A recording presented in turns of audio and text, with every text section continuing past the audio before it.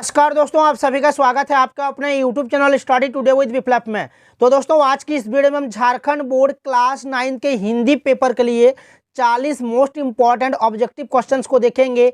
MCQ type के सवाल को देखेंगे। ये सवाल आप लोगों को एग्जाम पेपर 2025 में यानी कि 29 जनवरी को पेपर 1 में डायरेक्ट एग्जाम पेपर में देखने को मिलेगा। सारे के सारे क्वेश्चंस एग्जाम के लिए वेरी वेरी इंपॉर्टेंट रहने वाला है। ये क्वेश्चंस आप लोगों को एग्जाम पेपर 29 जनवरी को देखने को मिलेगा, इसलिए वीडियो को लास्ट तक जरूर देखिए। वीडियो को लाइक कीजिए, शेयर कीजिए। ये मॉडल पेपर जो है प्रीवियस ईयर का पेपर है और ये इस बार 2025 में आप लोगों को काफ़ी हेल्प करेगा। तो चलिए वीडियो को स्टार्ट करते हैं। अगर आप अभी तक ऑफिशियल मॉडल पेपर को नहीं देखे हो तो इस वीडियो को डिस्क्रिप्शन में आप लोगों को वीडियो का लिंक मिल जाएगा, देख लीजिएगा, या फिर आप लोग प्लेलिस्ट में जाकर भी चेक कर सकते हैं। तो चलिए वीडियो को स्टार्ट करते हैं। देखिए, यहाँ पर जो पहला सवाल दिया हुआ है देख सकते हो, एक गद्यांश दिया हुआ है। ठीक है, एग्जाम पेपर में जो भी गद्यांश रहेगा आपको अच्छी तरह से पढ़ लेना है। नीचे आप लोगों को सवाल देखने को मिलेगा। जैसे कि यहाँ पर पहला सवाल है कि बड़े बड़े कारखानों में क्या उगलते हैं। बड़े बड़े कारखानों में क्या उगलते हैं? रुआं, कुआं, धुआं या फिर चुआं। तो यहाँ पर देखिए क्या लिखा हुआ है कि बड़े बड़े कल कारखाने बेशुमार धुआं उगलते हैं। ठीक है, और उनके कारण वायु प्रदूषण बढ़ गया है। तो यहाँ पर क्या हो जाएगा, आपका धुआं जो है आपका सही उत्तर हो जाएगा, ऑप्शन नंबर सी। नेक्स्ट सवाल कि कल कारखानों से लगातार क्या निकल रहे हैं? कचड़े, मिट्टी, पत्थर या फिर पानी। तो देखिए यहाँ पर देखिए क्या लिखा हुआ है कि यहाँ पर देखिए धूल, धूसरित, मटमैले, काले से कारखाने से कचड़े निकल रहे हैं। ठीक है, तो यहाँ पर कचड़े आपका सही उत्तर हो जाएगा, ऑप्शन नंबर ए। नेक्स्ट सवाल कि कारखानों से निकलने वाले खराब पदार्थ में क्या कैसे रसायन होते हैं?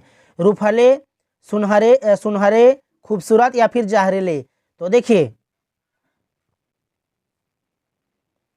यहाँ पर देखिए इन कचड़ों में बहुत तरह के जहरीले रसायन होते हैं।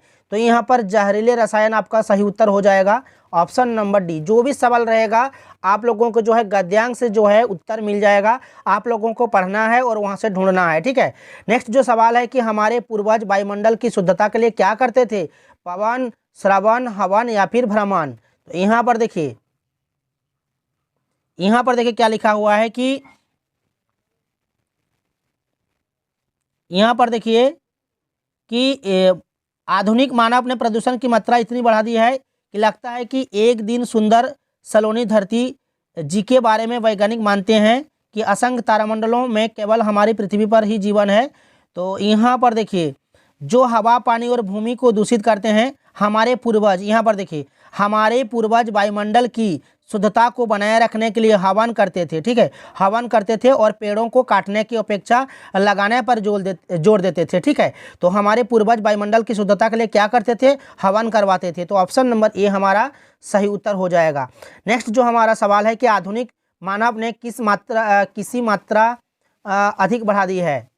किसकी मात्रा यहाँ पर होगा? ठीक है, आधुनिक मानव ने किसकी मात्रा अधिक बढ़ा दी है? प्रदूषण की, खरदूषण की, परादूषण की या फिर परिदूषण की। तो यहाँ पर प्रदूषण हो जाएगा आपका। ठीक है, यहाँ पर देखिए, ठीक है,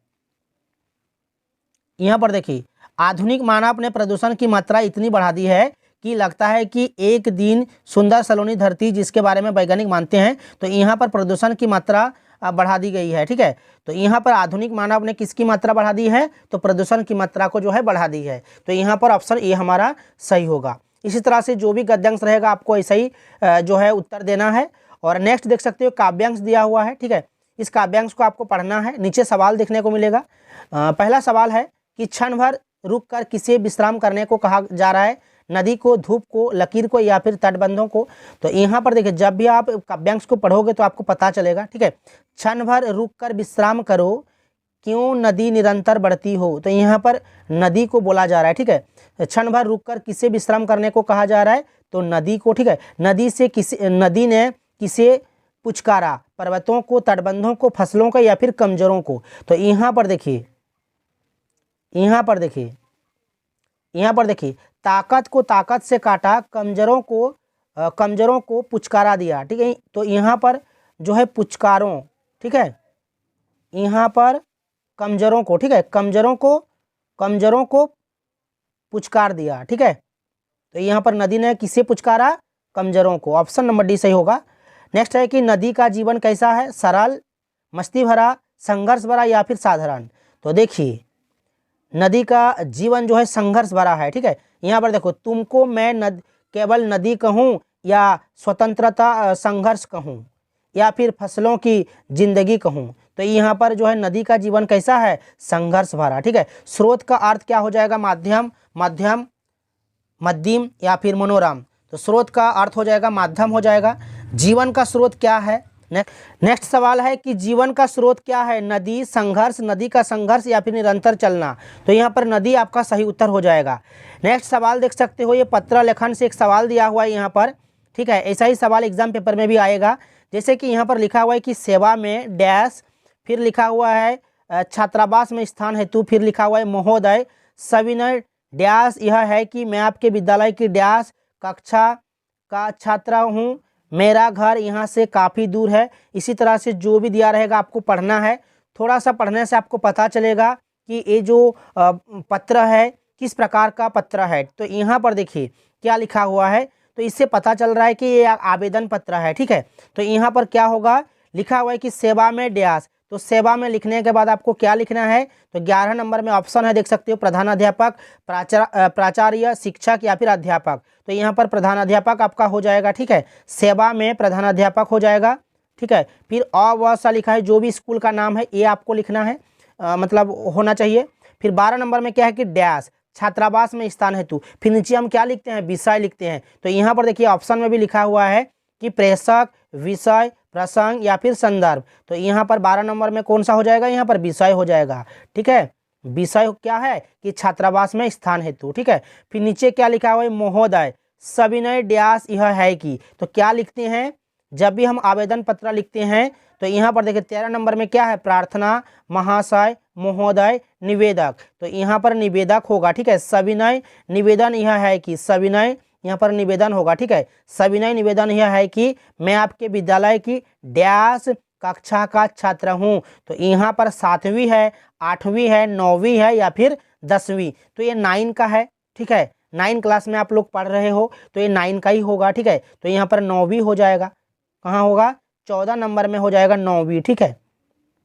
यहाँ पर 9वीं हो जाएगा, 9वीं कक्षा का छात्र या फिर छात्रा हूँ। मेरा घर यहाँ से काफ़ी दूर है, प्रतिदिन आना जाना डैश नहीं हो पाता है, इसलिए मैं छात्रावास में रहना चाहती हूँ या फिर चाहता हूँ। तो यहाँ पर क्या होगा, प्रतिदिन आना जाना डैश नहीं हो पाता है। तो देखिए यहाँ पर ऑप्शन में क्या है, असंभव, संभव, सहज, सरल। तो यहाँ पर क्या हो जाएगा, यहाँ पर आना जाना, प्रतिदिन आना जाना यहाँ पर संभव नहीं हो पाता है, इसलिए मैं छात्रावास में रहना चाहता हूं या फिर चाहती हूं। अतः श्रीमान से प्रार्थना है कि मुझे छात्रावास में रहने की अनुमति देने की कृपा की जाए, आपका आज्ञाकारी छात्र, ठीक है। तो इसी तरह से आपको जो है बनाना है, ठीक है। नेक्स्ट रहेगा आपका व्याकरण से सवाल, देख सकते हो। नेक्स्ट जो व्याकरण से सवाल है ये प्रीवियस ईयर का पेपर है और इसी तरह का सवाल आप लोगों को एग्जाम पेपर में देखने को मिलेगा, इसलिए वीडियो को लास्ट तक जरूर देखिए, लाइक कीजिए, शेयर कीजिए। देखिए ग्रामर से जो सवाल आए, इस तरह जो सवाल आएगा, एक प्रत्यय या फिर एक उपसर्ग आप लोगों को एग्जाम पेपर में जरूर देखने को मिलेगा।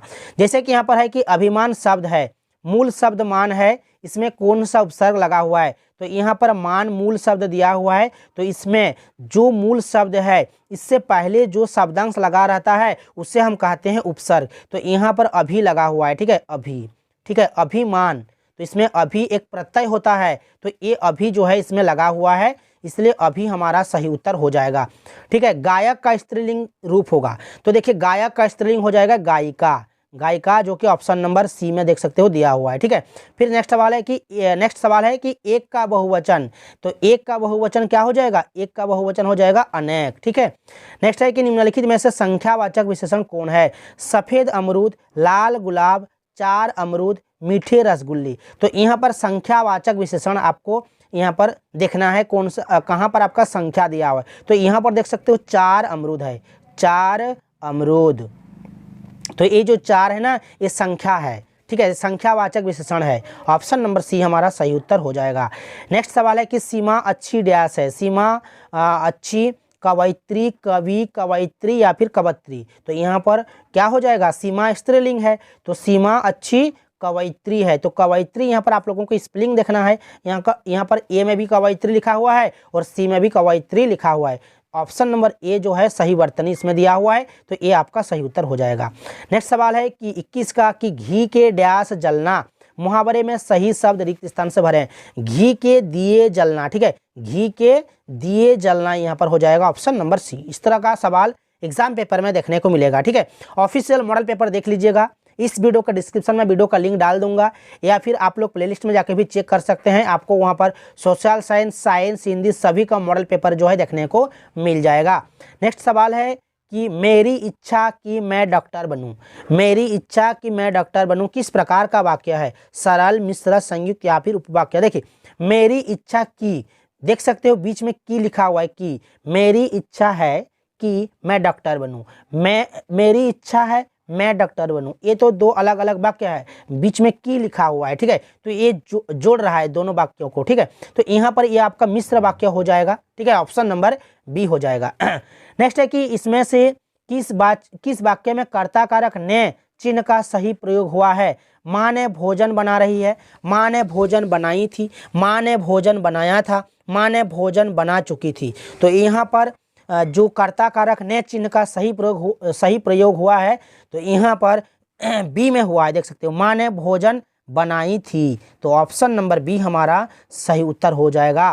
नेक्स्ट सवाल कि नीचे लिखे शब्दों में पहाड़ का पर्यायवाची शब्द कौन नहीं है? तो देखिए, पहाड़ का पर्यायवाची शब्द का अगर बात करें, जैसे कि पहाड़ का पर्यायवाची होता है पर्वत, ठीक है, पर्वत होता है, भूधर, ठीक है, भूधर होता है, शैल भी होता है, शैल भी होता है, नाग होता है, नाग, गिरी होता है, ये सब जो है ना पर्वत का पर्यायवाची शब्द है, ठीक है। तो यहाँ पर जो पठार है ना, ये पहाड़ का पर्यायवाची शब्द नहीं होगा, ये पहाड़ का पर्यायवाची शब्द नहीं होगा, तो ऑप्शन नंबर बी हमारा सही उत्तर हो जाएगा। सभी से रिक्वेस्ट है, वीडियो को लास्ट तक जरूर देखिए, वीडियो को एक एक लाइक जरूर कीजिए और सभी दोस्तों में शेयर कीजिए, ठीक है। नेक्स्ट जो हमारा सवाल कि कुल कुल का सही अर्थ भेद क्या है? पशु पक्षी की आवास, वंश किनारा, आकार प्रकार, आग पानी। तो देखिए, कुल कुल का सही अर्थ यहाँ पर हो जाएगा वंश किनारा हो जाएगा, ठीक है, वंश किनारा, ऑप्शन नंबर बी हमारा सही उत्तर हो जाएगा।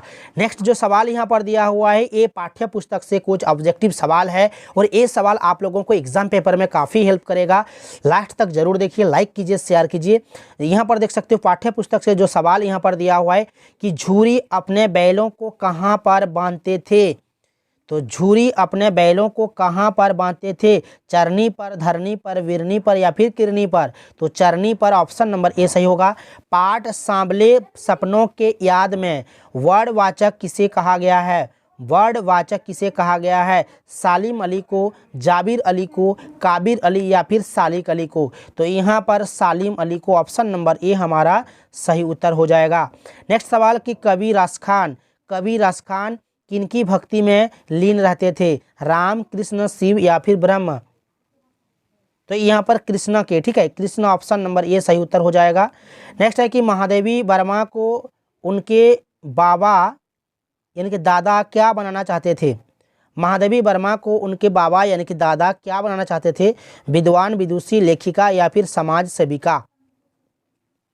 तो यहाँ पर विदुषी आपका सही उत्तर हो जाएगा, ऑप्शन नंबर बी। 30 का देख सकते हो कि रीढ़ की हड्डी किस प्रकार का पाठ है? एकांकी, कहानी, संस्मरण या फिर निबंध? तो यहाँ पर एकांकी आपका सही उत्तर हो जाएगा, ठीक है।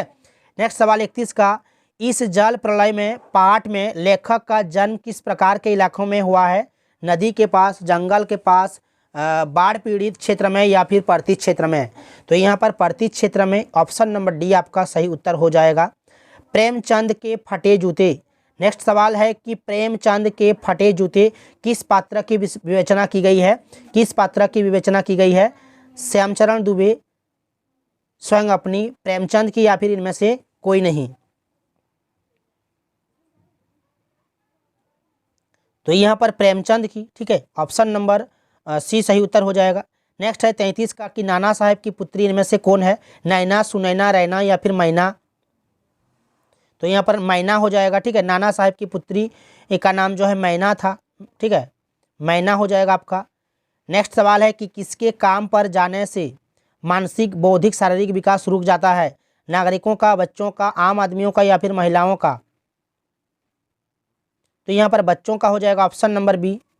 नेक्स्ट सवाल है 35 का कि मेरे संग की औरतें पाठ में किसका हृदय परिवर्तन होता है, किसका हृदय परिवर्तन होता है, नौकर का, चोर का, मालिक का या फिर मजदूर का। मेरे संग की औरतें पाठ में किसका हृदय परिवर्तन होता है, तो चोर का हो जाएगा ऑप्शन नंबर बी। 36 का है कि पाठ किस प्रकार का आखिरकार में हिंदी में आया, यह किस प्रकार का पाठ है,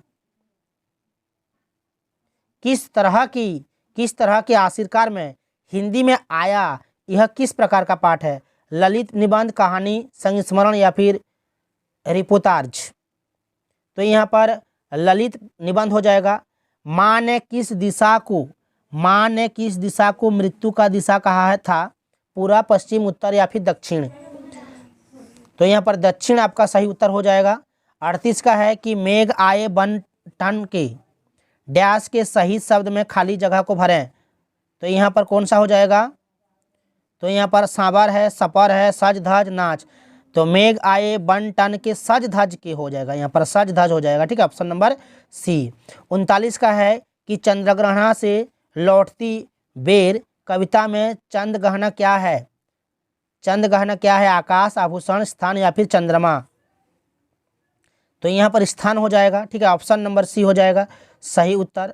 40 का है कि उपभोक्तावादी समाज आज किसकी ओर आकर्षित हो रहा है, सिनेमा, अध्ययन, विज्ञापन या फिर बाजार। तो यहाँ पर विज्ञापन हो जाएगा, ऑप्शन नंबर सी। तो ये था क्लास हिंदी के लिए 40 वीवीआई ऑब्जेक्टिव का सॉल्यूशन। वीडियो को कैसा लगा कमेंट्स जरूर कीजिए, लाइक कीजिए, शेयर कीजिए और आगे के वीडियोज़ देखने के लिए, हमारे चैनल में जुड़े रहने के लिए चैनल को सब्सक्राइब करके रखें। तो मिलते हैं नेक्स्ट वीडियो में।